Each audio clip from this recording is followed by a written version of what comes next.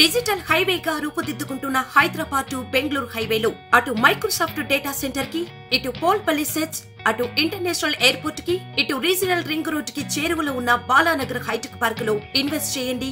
భవిష్యత్తు బంగారుమయం చేసుకోండి. Contact number 8500155255. మొన్నటి సభలో ప్రధాని సీఎం రేవంత్ రెడ్డి బడేబాయ్ అన్న కామెంట్స్ పై రాజకీయం వేడెక్కింది. బడేబాయ్ చోటేబాయ్కి ఏమిచ్చారని ప్రశ్నించారు కేటీఆర్. వచ్చే ఎన్నికల తర్వాత రేవంత్ రెడ్డి బీజేపీ తీర్థం పుచ్చుకుంటారని చెప్పారు. ప్రధాని రేవంత్ రెడ్డి బడేబాయ్ అంటే ఒక్కటైనట్టా అని ప్రశ్నించారు కేంద్ర మంత్రి కిషన్ రెడ్డి. मोदी जी हमारे हिसाब से प्रधानमंत्री का मतलब हमारे बड़े भाई के जो मदद रहे तो ही हर प्रदेश के मुख्यमंत्री उनके क्षेत्र में वो कुछ तरक्की कर सकता है, कुछ डेवलपमेंट को आगे ले सकता है.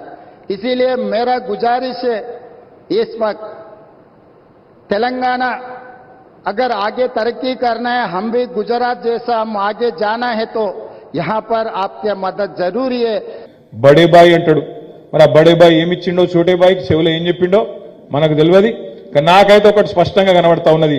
రేవంత్ రెడ్డి భవిష్యత్తు, రాష్ట్రంలో కాంగ్రెస్ భవిష్యత్తు నాకైతే నిన్న మీటింగ్ తోని మంచిగా అర్థమైంది.